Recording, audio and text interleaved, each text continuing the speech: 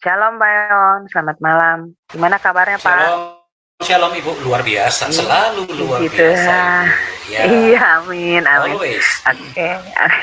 Sebelum memulai acara ini, saya mewakilkan dari semua anggota untuk mengucapkan terima kasih kepada channel yang telah bersedia melive-kan acara kami, yaitu RPM Harvest Channel, Teolog Konstitual Channel, Ibinsu Broadcast Channel, dan Eklesia Channel. Baiklah, untuk mempersingkat waktu, maka saya akan menyerahkan acara ini selanjutnya pada Pak Eon. Dipersilakan Pak Eon. Oke, terima kasih. Baik teman-teman, kembali lagi ya, kita ucap syukur kepada Tuhan, saudara-saudara yang di live chat yang mendengarkan siaran ini. Semoga Tuhan selalu menyertai saudara. Iya, karena kita tahu Tuhan itu baik sekali dengan kita.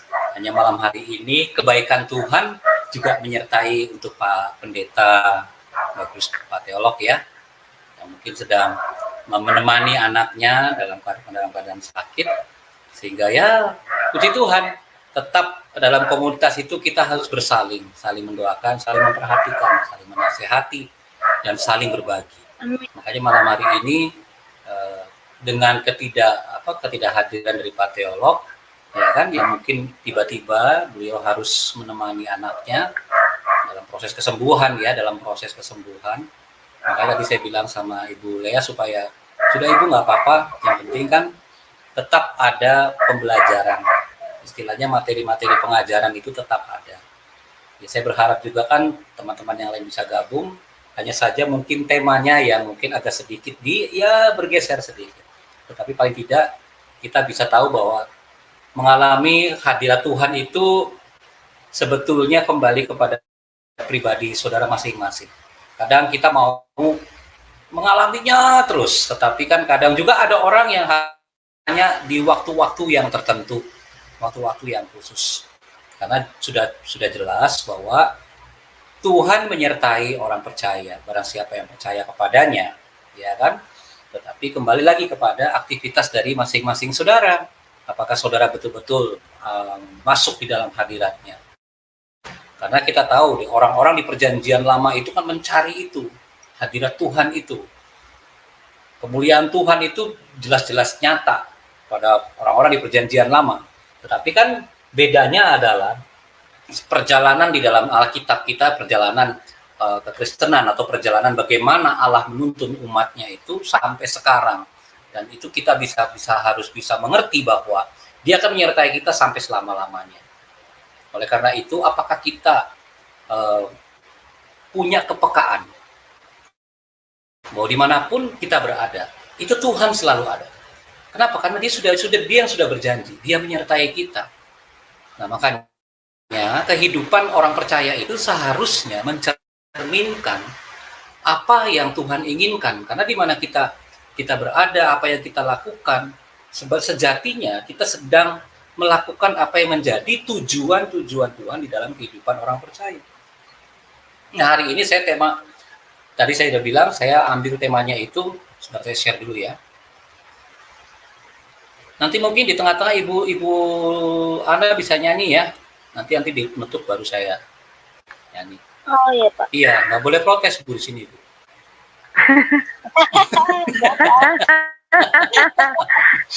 Iya dong, kalau ada talenta itu langsung, ya kan, apalagi kayak berdoa gitu, karena kita sudah sering, jadi kalau berdoa tuh begitu, ayo kita berdoa. Kadang-kadang kan kita manusia itu kan begitu berdoa, nanti kalau saya lagi nggak ada masalah gitu, waduh, Pak saya masih ada, kalau nggak ada masalah tuh berdoa kayaknya beban berat sekali. Iya Kalau Pak, kita ada masalah ya, kebanyakan begitu sedih ya. Iya. Jangan begitu. Justru kita harus belajar Semangat supaya ya, Pak. harus belajar. Sebentar saya baru share. Udah kelihatan belum? Belum Pak. Belum.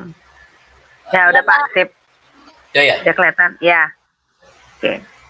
Nah, saya ambilnya ibadah. Oke, tadi saya sudah bilang kan masih ada di era perjanjian lama, perjanjian baru.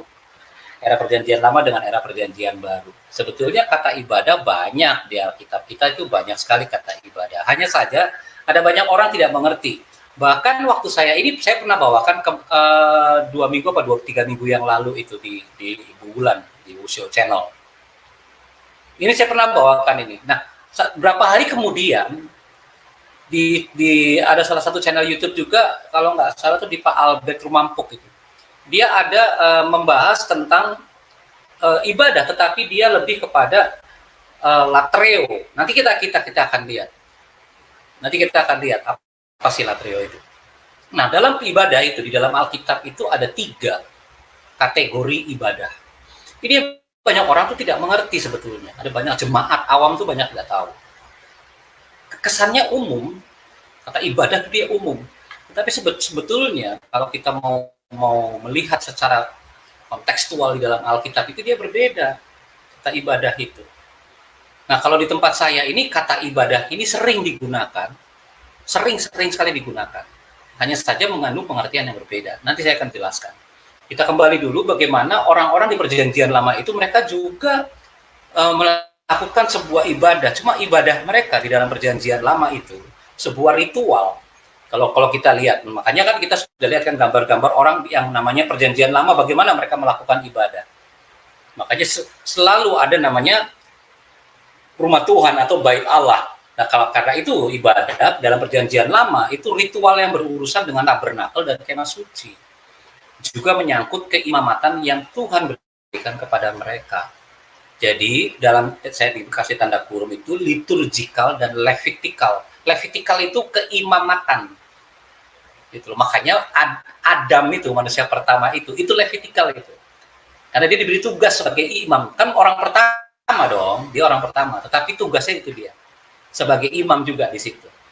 Makanya dari awal penciptaan itu Tuhan sudah sedemikian rupa sempurnanya merancangkan siapa manusia itu. Nah, kalau liturgikal kita tahu ya semua berurutan berbicara masalah liturgi. Jadi ini ya yang disebut dengan ibadah. Ini di dalam era Perjanjian Lama. Tetapi bagaimana dengan ibadah yang di dalam Perjanjian Baru? Nah, kalau ibadah Perjanjian Lama dia di situ. Oleh karena itu, pada saat runtuhnya Bait Allah yang kedua di tahun 70 itu, jadi tahun 33 atau tahun 35 itu kan Masehi ya, Masehi setelah Yesus naik ke sorga, Yesus dibangkitkan itu, nanti pada tahun 70 kan Bait Allah yang ada di Yerusalem kan dia hancur. Nah, disinilah kesulitan mereka beribadah. Kesulitan, dalam arti bangsa Yahudi. Orang-orang Israel kesulitan mau beribadah seperti apa. Kenapa? Karena Bait Allah sudah dihancurkan. Nah, itu dia. Tetapi di dalam Perjanjian Baru, di sini yang berbeda dalam Perjanjian Baru. Istilah pertama yang dipakai di dalam Perjanjian Baru adalah latreu. Ini yang tadi saya bilang, terjadi sebuah perdebatan di mana ada dari pihak RT 6 dengan saudara kekasih kita, Pak Albert Rumampuk. Ini berbicara tentang latreu. Nah, sementara apa sih latreu itu apa?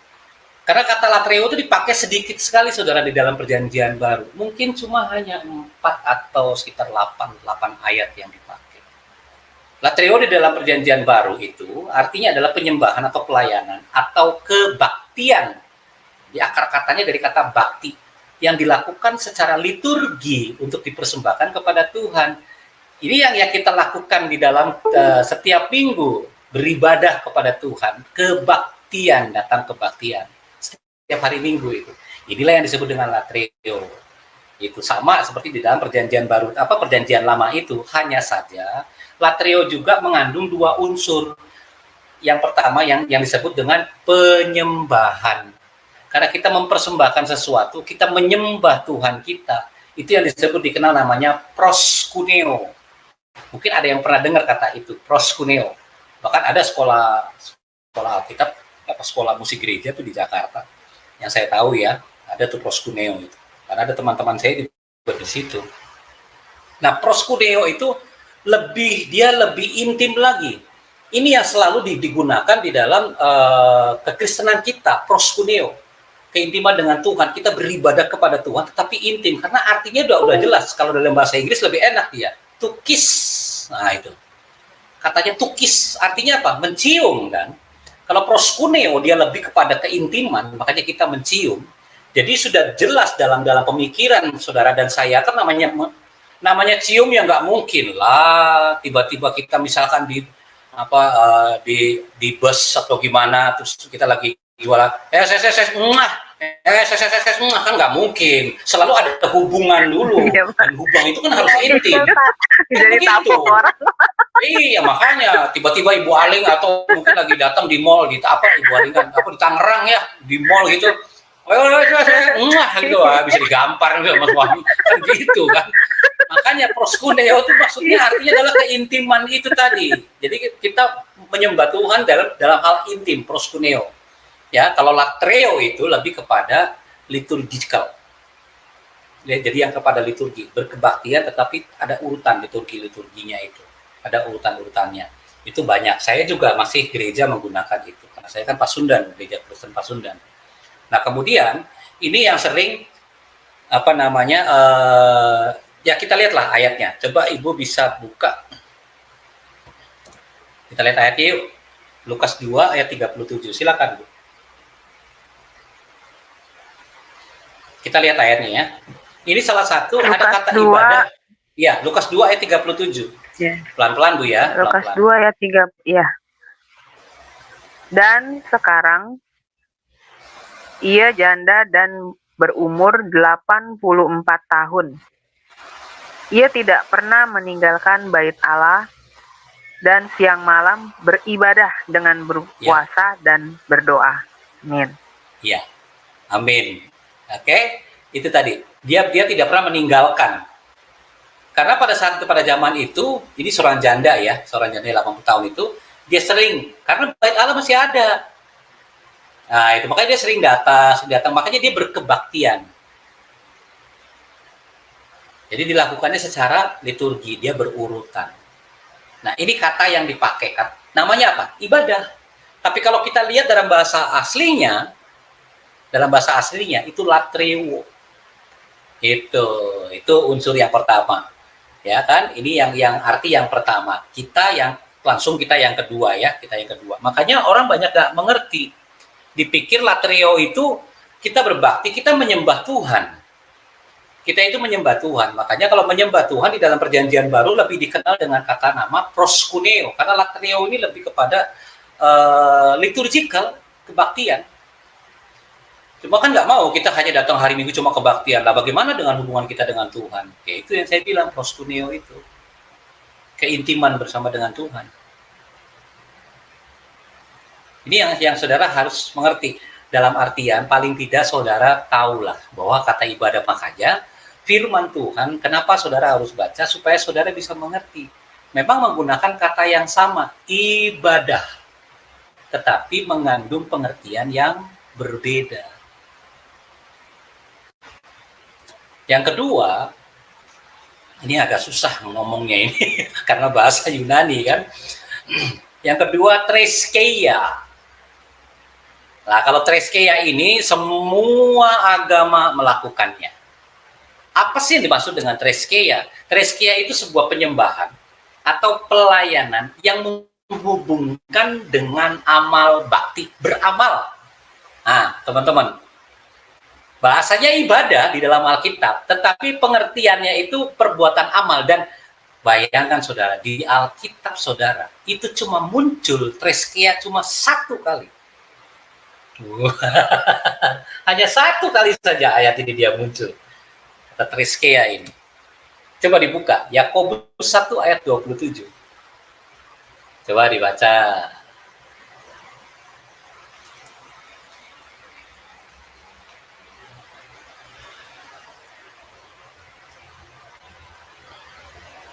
Siapa yang baca? Ibu Ali? Ya, Yakobus 1 ayat 27 ya. Bentar. Yakobus 1 ayat 27.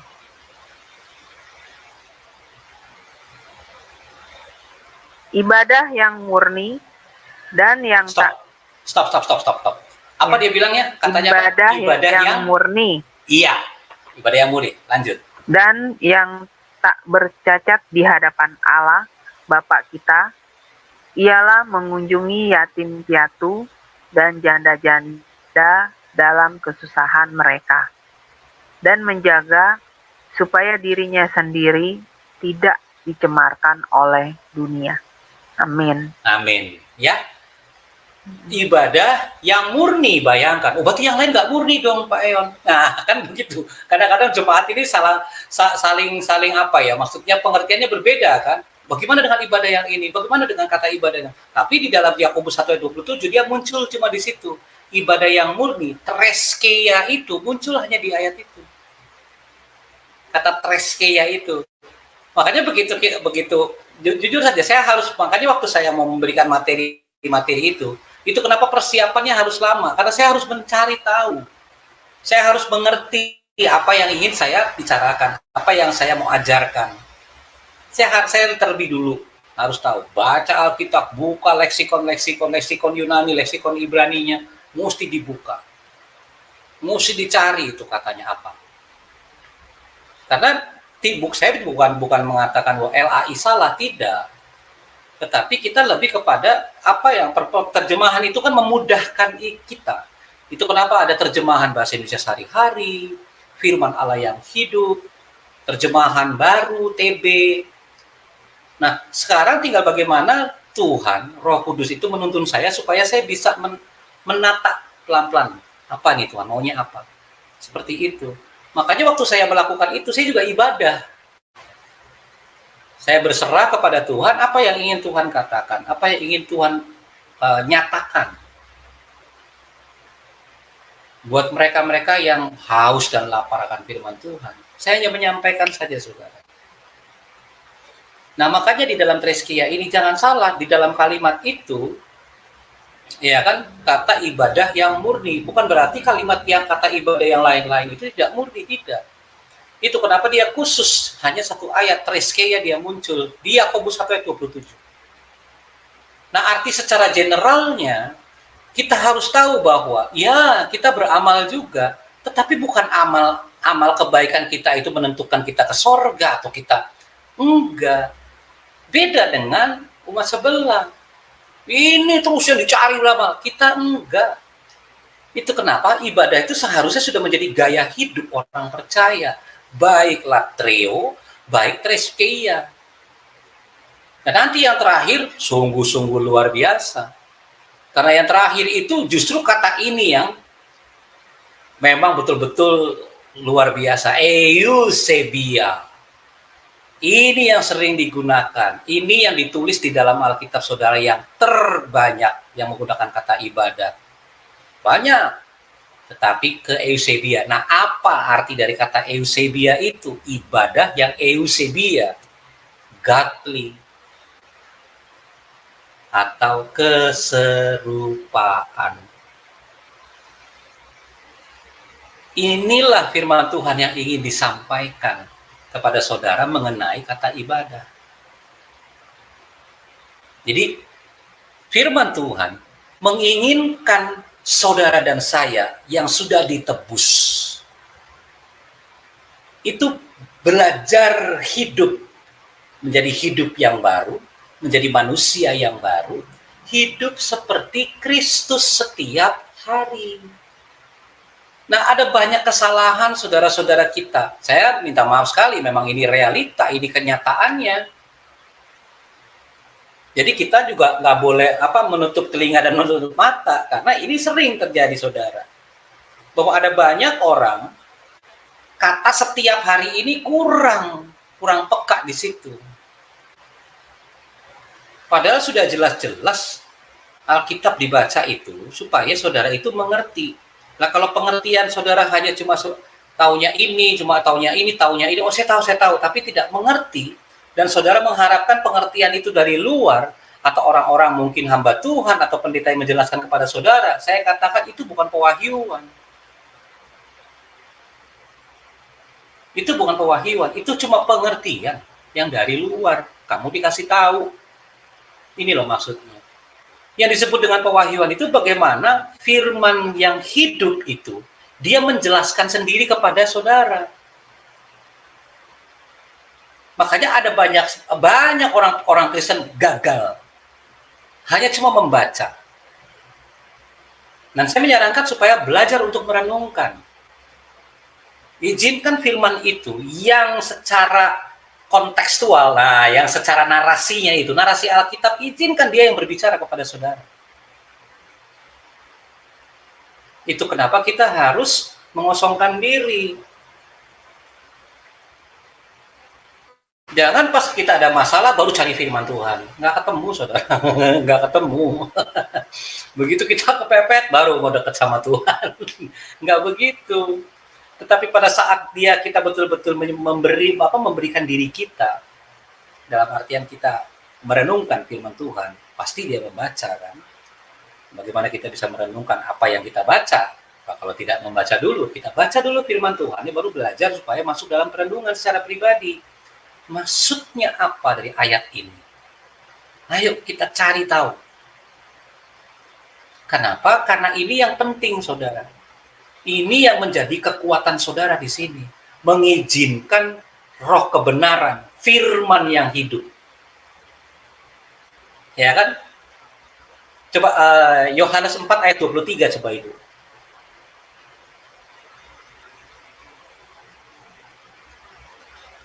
Yohanes 4 ya, Pak? Iya. Yohanes 4. Ayat 24 lah. 24 saja 24. Oke. Tapi dari 23 boleh deh. Iya. 23 biar mengerti ya. Oke, Pak. Yohanes 4 ayat 23. Tetapi saatnya akan datang dan sudah tiba sekarang bahwa penyembah benar akan menyembah Bapa dalam roh dan kebenaran. Sebab Bapa menghendaki penyembah demikian. Allah itu roh, dan barang siapa menyembah dia, harus menyembahnya dalam roh dan kebenaran. Yes, Amin. Harus, bayangkan, ada kata harus. Allah itu roh. Semua orang percaya dia tahu. Orang Kristen tahu Allah itu roh. Tetapi Yesus waktu mengatakan kepada perempuan Samaria ini yang memberikan yang peristiwanya kan waktu ada ketemu dengan perempuan Samaria yang di sumur itu. Tetapi Yesus memberitahu dengan tegas harus menyembahnya di dalam roh dan kebenaran. Nah, kebenaran ini apa kalau bukan firman? Jadi kalau kita merenungkan firman Tuhan, kita baca dan kita merenungkan, kita masuk di dalam sebuah penyembahan yang secara pribadi dengan Tuhan. Keintimannya dibangunnya di situ. Kita mengizinkan Tuhan memberitahu kepada kita. Makanya lepaskan semua dogma-dogma saudara pada saat saudara membaca firman Tuhan. Karena Tuhan itu mau memberitahu. Dia mau berkomunikasi dengan saudara dan saya. Izinkanlah narasi di Alkitab itu yang berbicara. Akhirnya saya punya kesimpulan bahwa Tuhan yang berbicara, saya melakukannya. Apa yang Tuhan katakan di dalam firman Tuhan, saya melakukannya. Kan begitu. Sehingga mujizat itu terjadi. Belajar untuk kita betul-betul memiliki hati yang haus dan lapar, itu Tuhan sudah tahu. Itu Tuhan sudah tahu. Motif kita untuk datang kepada Tuhan, Tuhan sudah tahu. Tetapi yang dicari Tuhan adalah kerinduan, kelaparan dan haus kita akan kebenaran. Itu yang Tuhan mau taruh di dalam saudara. Sehingga saudara setiap hari, saudara akan semakin peka. Peka akan apa? Akan kebenaran. Karena kebenaran itu yang menyelidiki setiap manusia dari ujung rambut sampai ujung kaki. Santai saja saudara. Karena kita nggak bisa menyelidiki, karena kita hidup itu kita tidak tahu. Mungkin 2 hari yang lalu saya pernah mungkin ngomong nggak benar, ya kan? Mungkin saya marah-marah atau maki-maki. Kadang-kadang kita bisa lupa. Tetapi kita mengizinkan kebenaran dia masuk. Itu lain soal. Akhirnya apa? Kita mulai menyerahkan diri kita akan tuntunan roh. Bagaimana Tuhan itu mendampingi kita, menyertai kita seperti apa. Dia mau memberitahukan kepada kita. Tapi karena kita nggak punya firman, kita juga baca firman Tuhan juga sesuai dengan apa yang kita mau, Mungkin saya lagi begini, saya aja ambil ini. Bukan begitu. Itu kenapa di dalam keseharian kita seharusnya kita merenungkan firman Tuhan. Kita membaca firman Tuhan. Inspirasi yang paling tinggi dari semua kehidupan adalah kebenaran dari firman-Nya. Saya bilang, inspirasi yang paling tinggi saya bilang dalam sebuah kehidupan di dunia ini hanya satu, saudara. Inspirasinya itu dari firman yang saudara miliki, Alkitab saudara. Itu kenapa waktu kita mau membaca bersaat teduh, kita minta kan sama Roh Kudus untuk menuntun. Kita berdoa dulu, minta tuntunan dari Roh Tuhan. Karena sejatinya apa yang Tuhan katakan bahwa aku akan memberikan penolong. Untuk apa? Untuk mengajarkan kamu. Mengajarkan apa? Segala sesuatu. Kalau sudah bilang segala sesuatu, apapun itu yang saudara hadapi. Sampai sini mengerti saudara ya? Jadi kata Eusebia, keserupaan sudah mutlak. Itu kenapa firman Tuhan, Alkitab itu membawa saudara untuk serupa, kembali kepada tujuan di dalam Kejadian 1 ayat 26. Segambar dan serupa. Dengan siapa? Dengan anaknya, Yesus Kristus itu. Karena kita semua tahu, Allah tidak bisa dilihat.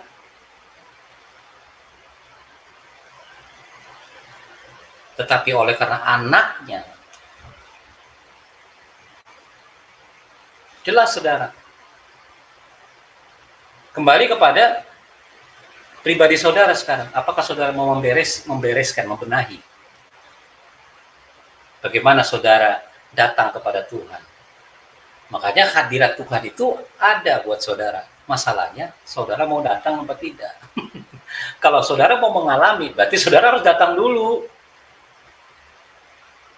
Jangan tiba-tiba ada pengalaman, ya nggak bisa. Saya mau punya pengalaman dengan eklesia. Ya saya harus datang dulu dong ke eklesia. Tiba-tiba Ibu Aling tanya, Pak Eon itu kemarin eklesia gimana? Oh, Pak eklesia itu begitu orangnya, Bu. Ya, emang Pak eklesia itu begini, dia karena dia sosoknya tahu itu loh, kenal juga enggak. Nah, ketemu juga enggak, telepon juga enggak. Sama Tuhan kita juga begitu. Harus terjadi sebuah hubungan. Baru kita bisa terconnecting, barulah kita bisa mengalami, kita bisa menceritakan bagaimana kita mengalami Tuhan. Itu yang Tuhan inginkan, saudara. Di dalam 1 Timotius 3 ayat 16. Dan sesungguhnya agunglah rahasia ibadah kita. Bayangkan, saudara. Rahasia, agunglah rahasia ibadah. Inilah yang disebut Eusebia. Agunglah rahasia Eusebia kita. Dia, siapa? Yesus yang telah menyatakan dirinya dalam rupa manusia, dibenarkan dalam roh, yang menampakkan dirinya kepada malaikat-malaikat, diberitakan di antara bangsa-bangsa yang tidak mengenal Allah, yang dipercayai di dalam dunia, diangkat dalam kemuliaan. Jadi, saudara bisa mengerti sekarang bahwa ibadah yang sesungguhnya adalah menyembah Tuhan itu tadi seperti yang di Yohanes 4 ayat 24 tadi. Di dalam roh dan kebenaran. Makanya waktu di Yohanes 16 Yohanes 14 ayat 6, akulah jalan, akulah hidup, dan akulah kebenaran.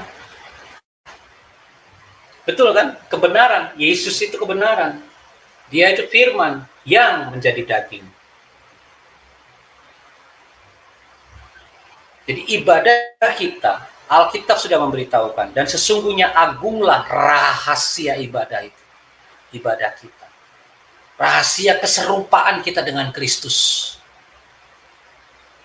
Ini sebuah pernyataan yang luar biasa, saudara. Jadi kalau kita mau mengalami hadirat Tuhan, apakah kita sudah mengenalnya? Orang-orang yang bisa mengalami, berarti orang-orang yang sudah mengenal. Saya punya hubungan dengan Ibu Ana. Saya punya hubungan dengan Ibu Maksima. Ada hubungan dulu, terbangunnya sebuah hubungan, relationship. Karena Tuhan kita tuh paling suka dengan hubungan, relationship. Itu kenapa dari sejak semula dia mau menyatakan dirinya. Itu Tuhan kita, itu Allah kita. Jadi sekarang saudara, Eusebia adalah latihan orang percaya untuk menjadi serupa seperti Kristus. Jadi ibadah yang Tuhan inginkan adalah latihan-latihan kita. Makanya ibadah bukan cuma ke gereja aja. Di rumah juga kita ibadah. Di tempat kerja juga kita ibadah. Itu yang Tuhan maksudkan. Keserupaan dengan Kristus.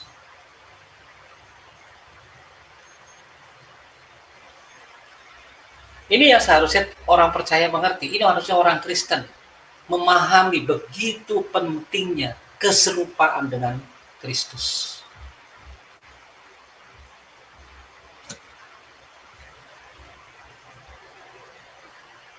Everything about Jesus Christ is foundational. Waduh, nggak ribet ya, maksudnya nggak. Semoga tidak pusing yang mendengarkan. Mungkin cuma beberapa ya, mungkin di room ini. Everything about Jesus, semuanya segala sesuatu tentang Yesus itu adalah dasar.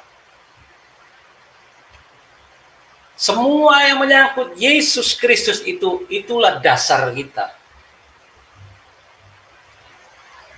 Saya nggak akan pernah berhenti mengatakan bahwa Yesus itu dasar kehidupan orang percaya. Enggak. Harus sering itu. Beritakan itu. Bahwa dasar kehidupan kekristenan kita ada pada Yesus Kristus. Makanya tinggallah di dalam aku. Nah, itu dia bilang, itu Yesus bilang. Kita harus tinggal di dalam Kristus. Makanya kata di dalam itu penting, saudara. Sehingga kita, apa yang kita miliki itu, kita bisa diberdayakan. Karena keberdayaan kita itu sangat ditentukan oleh dasar.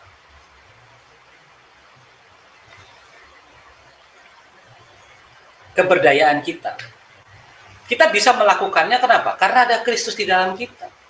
Kita mau melakukannya karena ada Kristus di dalam kita.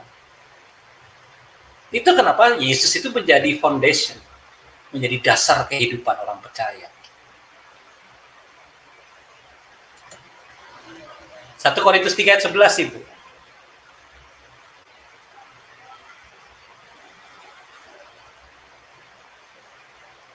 Ini yang Paulus katakan. 1 Korintus 3 ayat 11 ya Pak? Iya, 1 Korintus 3 ayat 11.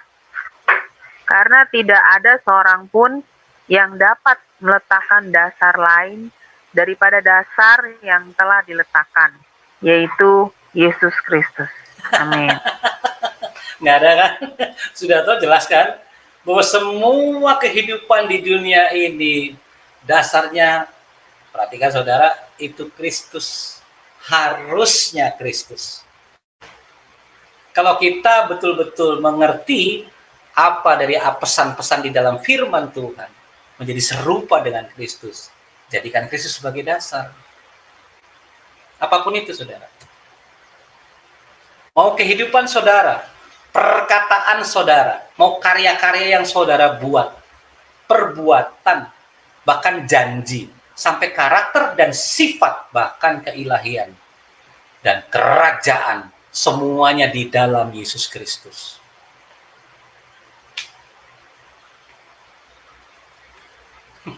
Makanya Yesus Kristus adalah teladan yang sempurna.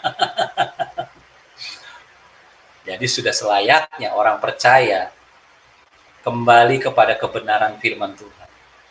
Izinkan firman Tuhan itu yang berbicara kepada saudara. Izinkan firman Tuhan yang membereskan apa yang ada di dalam pemikiran-pemikiran saudara. Makanya dari pengalaman-pengalaman yang saya hidupi itu, bahwa pada saat orang begitu dia bertobat dan dia mengaku Yesus, kemudian dia lahir baru, yang pertama kali yang saya sarankan buat mereka apa? Baca firman Tuhan setiap hari. Supaya apa? Konsep-konsep di kepalanya digantikan dengan firman kebenaran.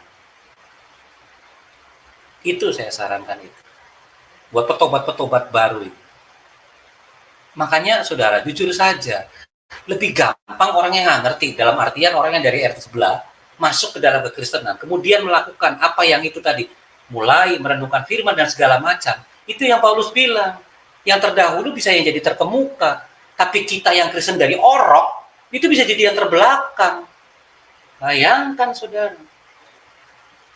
Ngerti. Padahal hanya orang-orang yang mengatakannya, seperti Ayub. Makanya keluhan Ayub, kalau saudara baca kitab Ayub, itu ada keluhannya satu pasal tuh. Ayub mengeluh satu pasal loh. Baca aja. Sadarnya Ayub nanti di pasal 42. Mengerikan, saudara. Jadi sekarang tidak pernah kita untuk cobalah memberikan diri kita kepada tuntunan daripada Tuhan. Kita mau dituntun, tapi kita nggak punya hubungan. Kita mau dituntun, tapi hubungan kita hanya sebatas apa yang kita mau. Kan gitu. Itu yang harus kita perhatikan. Makanya hati-hati, saudara. Apalagi dunia yang semakin bertambah tua. Dan banyak pengajaran-pengajaran yang mulai banyak yang menyimpang, saudara.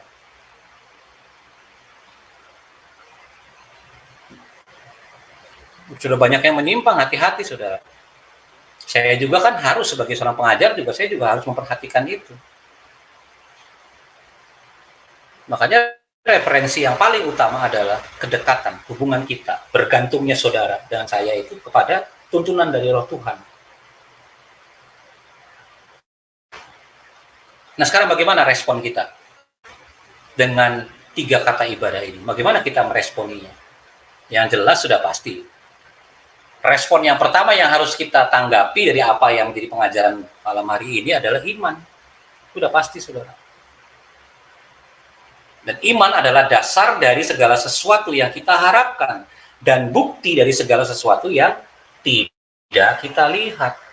Ada kata garis bawahnya di situ, kelihatan ya, Ibu kelihatan ya? Apa terlalu kecil? Masih kelihatan, Pak. Masih kelihatan ya? Iman adalah dasar. Kalau saya bilang ada yang di garis bawah itu harus perhatikan. Kata dasar. Tadi sudah dibilang 1 Korintus 3 ayat 11. Apa dasarnya? Tidak ada orang lain, ya kan? Tidak ada seorang pun yang meletakkan dasar. Ingat. Dasar dari segala sesuatu yang kita harapkan. Yaitu Yesus tadi. Segala sesuatu yang kita harapkan dan bukti segala sesuatu yang tidak kita lihat. Nah, bukti dari segala sesuatu yang tidak kita lihat ini berbicara tentang kerajaannya. Siapa yang bisa melihat kerajaan Allah?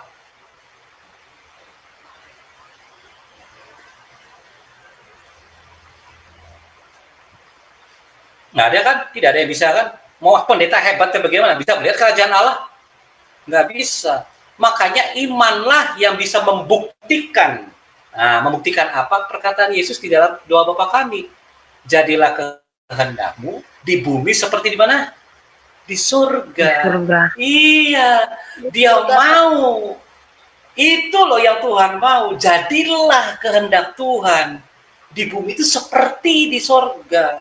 Makanya kerajaan surga itu sudah menyediakan semuanya. Tapi bagaimana membuktikannya? Iman saudara yang menentukan.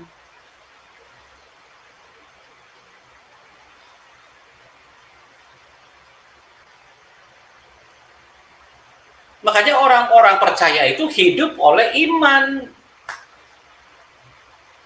Karena iman inilah yang bisa melihat apa yang tidak terlihat menjadi kelihatan. Kerajaan surga tidak bisa dilihat. Tetapi hanya iman saudara yang bisa melihatnya. Dan apa yang menjadi harapan-harapan saudara bergantung dari iman saudara. Karena semuanya sudah disediakan oleh Tuhan.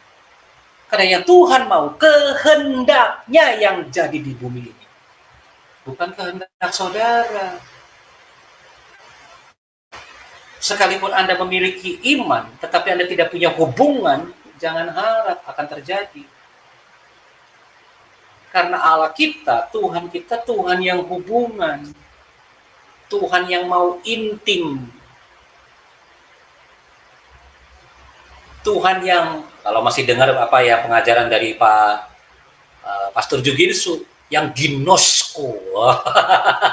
Itu Tuhan kita itu, ginosko. Ingat Pak. Iya dong. Pak. Iya. Kata ginosko tuh berat, saudara. Mengenal, mengerti. Wah, itu. Harus ada kehidupan kita yang betul-betul terconnecting dengan kerajaannya. Itu baru kita bisa bilang ginosko. Kalau itu apa ya? Jadi nggak gampang, saudara. Aduh, tidak mudah. Tetapi saya percaya, nah itu dia kembali. Mengalami hadirat Tuhan itu bukan hal yang mudah. Masalahnya, saudara tidak peka. Iman saudara itu tumpul. Nah, itu loh. Dimanapun saudara berada, ada hadirat Tuhan. Kenapa? Karena Tuhan tinggal dengan saudara. Itu masalahnya.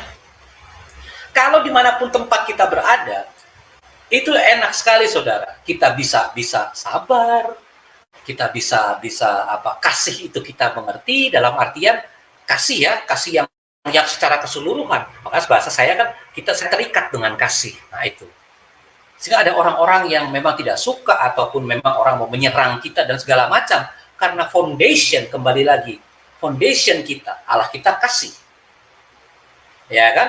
Yesus Kristus yang sudah mempraktekannya, udah gambarnya sudah jelas, gambarnya sudah ada. Bahkan di dunia ini, bahkan seharusnya ada di dalam kepala kita. Makanya idola buat saya, kalau ada sering tuh, mungkin dalam kehidupan ini kan kita yang mengidolakan siapa, kita punya idola. Oh, idola saya Glenn Fredly nih, wah, almarhum. Ada idolanya? Enggak, idola saya cukup satu, Yesus Kristus, selesai. Itu idola saya. Enggak, saya nggak munafik, enggak.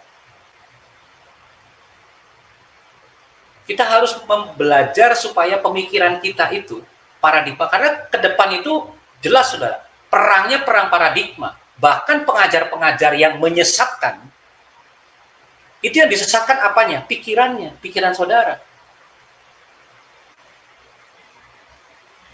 Jadi kalau saudara di dalam pemikiran saudara tidak ada firman, tidak ada kebenaran, liwat, saudara. Makanya dikiranya, waduh itu bagus dari Tuhan. Penyesatan padahal. Hati-hati. Lebih baik kan apa? Bergantunglah hidup kita kepada tuntunan Roh Tuhan. Yang kedua, di dalam Galatia 5 ayat 6. Sebab bagi orang-orang yang ada di dalam Kristus Yesus. Lihat, ini Paulus keras sekali di ayat ini. Ini ayat yang keras sebetulnya. Dia beritahukan kepada jemaat di Galatia, orang-orang di Galatia. Sebab bagi orang-orang yang ada di dalam Kristus Yesus, hal bersunat atau tidak bersunat tidak mempunyai suatu arti.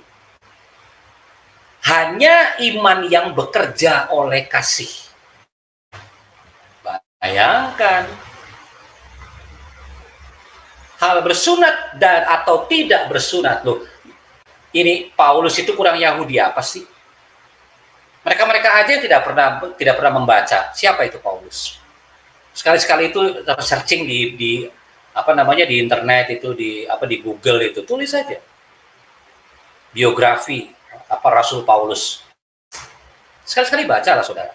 Siapa sih Paulus itu? Begitu. Hanya iman yang bekerja oleh kasih. Luar biasa kan? Itu yang pertama, saudara. Iman. Yang kedua, ketaatan. Yang kedua, nggak ada lain, ketaatan. Perhatikan, saudara. Kasih karunia tidak menggantikan ketaatan kita. Saya tambah lagi. Kasih karunia tidak menggantikan tanggung jawab saudara. Tetapi kasih karunia memampukan kita untuk hidup dalam ketaatan. Jadi, apakah orang Kristen bisa taat? Bisa.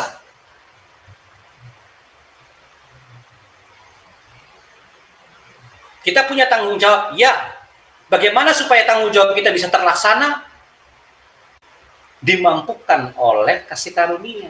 Bukan kasih karunia menggantikan tanggung jawab saudara. Enggak.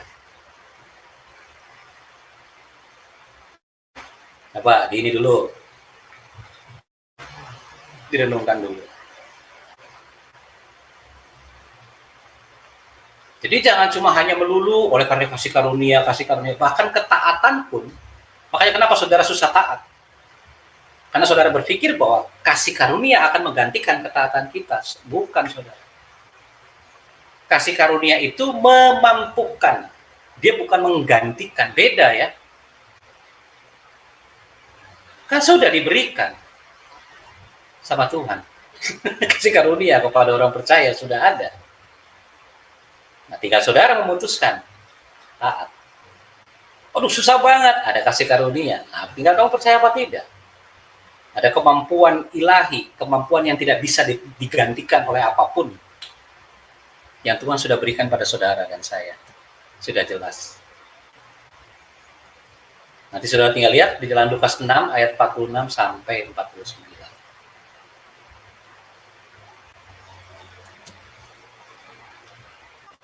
Mengapa kamu berseru kepadaku, Tuhan, Tuhan, padahal kamu tidak melakukan apa yang aku katakan?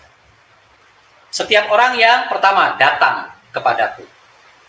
Datang, terus, dan mendengarkan perkataanku. Serta melakukannya. Itulah yang disebut dengan ketaatan. Datang, dengar dulu, baru lakukan. Datang ke Tuhan aja enggak. Maunya giliran kepepet baru. Tuhan tolong. Akhirnya dikasih tahu sama Lukas. Mengapa kamu berseru kepadaku? Tuhan tolong, Tuhan tolong, Tuhan tolong. Ayo. Makanya jangan latah. Kesannya sih rohani. Kesannya tuh rohani. Padahal rohana. Masalahnya jadi patokan adalah datang ke Tuhan. Ya kan? Datang kepadaku. Dan mendengarkan perkataanku. Itu yang tadi saya bilang, apa yang firman katakan. Kemudian apa? Melakukannya. Baru aku akan menyatakan kepadamu dengan siapa ia dapat disamakan. Ia sama dengan seorang yang mendirikan rumah. Orang itu menggali dalam-dalam. Kata menggali dalam-dalam, seberapa seringnya saudara datang kepada Tuhan, itu saudara sedang menggali dalam-dalam. Akar itu. Makanya akar nggak ada yang ke atas, semua akar semakin ke dalam. Betul nggak? Akar apa yang tumbuhnya ke atas? Kayak kumis abang jampang itu yang ke atas. Enggak. Akar itu semua ke dalam, saudara. Dia semakin mengakar ke bawah.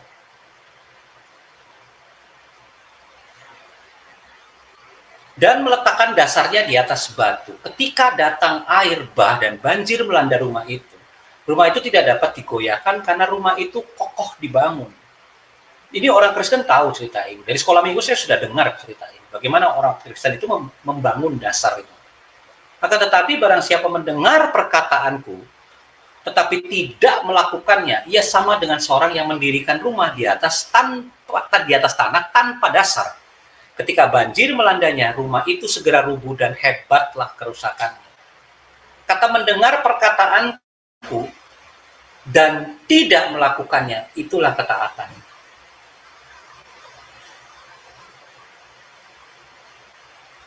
Itu ketaatan. Jadi coba sekarang saudara dengan pengertian pengertian yang benar, saya sudah bilang pengertian yang benar. Karena firman Tuhan mengatakannya, setiap orang yang datang kepadaku dan mendengarkan perkataanku serta melakukannya. Nah, itu sudah itu. Makanya keintiman saudara itu menentukan apakah saudara mengalami hadirat Tuhan apa tidak. Semakin saudara intim dengan Dia, intim dengan Tuhan, ginosko dengan Tuhan, saudara tahu apakah itu hadirat Tuhan apa bukan. Nah, ini sebetulnya dasar untuk kita bisa membedakan roh siapa yang datang pada saudara dan saya. Makanya waktu itu memang saya punya prinsip, lihat pemikiran dari seseorang. Sekarang enggak, saya terbalik. Setelah saya banyak diajar oleh firman Tuhan, ternyata roh itu. Kalau orang percaya dikendalikan oleh roh Tuhan, saudara akan bisa menguasai diri. Tapi ada banyak orang-orang percaya tidak dikendalikan oleh Roh Tuhan. Makanya kata penguasaan diri, siapa yang menguasai? Diri siapa yang dikuasai? Penguasaan diri. Seharusnya Roh Tuhan yang menguasai saudara. Gitu dong. Itu kenapa kita nggak mau balas kalau ada kejahatan yang datang kepada kita. Karena Roh Tuhan yang menguasai saudara. Sejatinya manusia itu kasar dan liar. Pengennya balas, cepat sekali. Tapi karena kita memberikan diri, kembali lagi, memberikan diri kita kepada Tuhan. Ini aku Tuhan.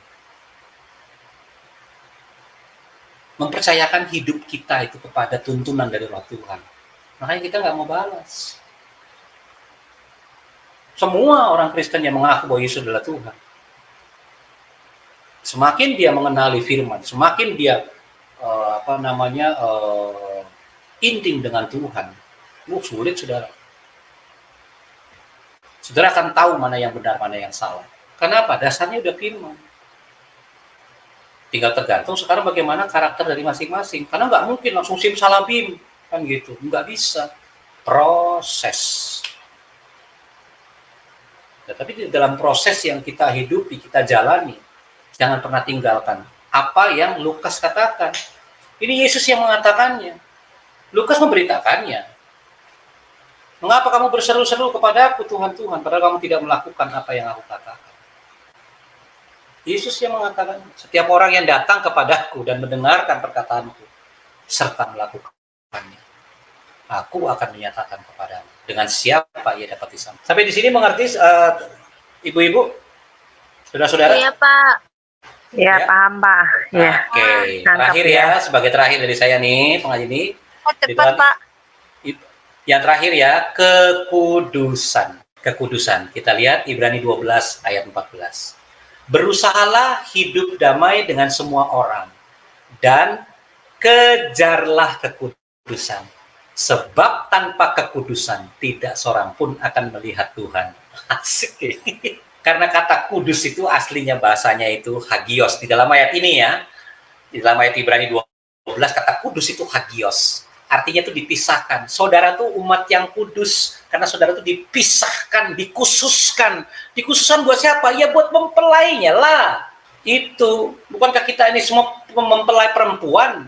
Dan suatu saat nanti mempelai laki-laki akan menjemput saudara dan saya. Karena firman Tuhan sudah mengatakan bahwa saudara itu sudah dipisahkan dan dikhususkan. Itu yang disebut kudus. Gitu saudara. Jadi kembali lagi bagaimana ibadah kita. Artinya ibadah di dalam keseharian kita. Sebetulnya keseharian itu beribadah, saudara. Tetapi yang saudara harus meresponinya, pertama iman, kedua ketaatan, dan yang ketiga kekudusan. Terima kasih saudara, Tuhan memberkati. Saya selesai. Haleluya. Amin.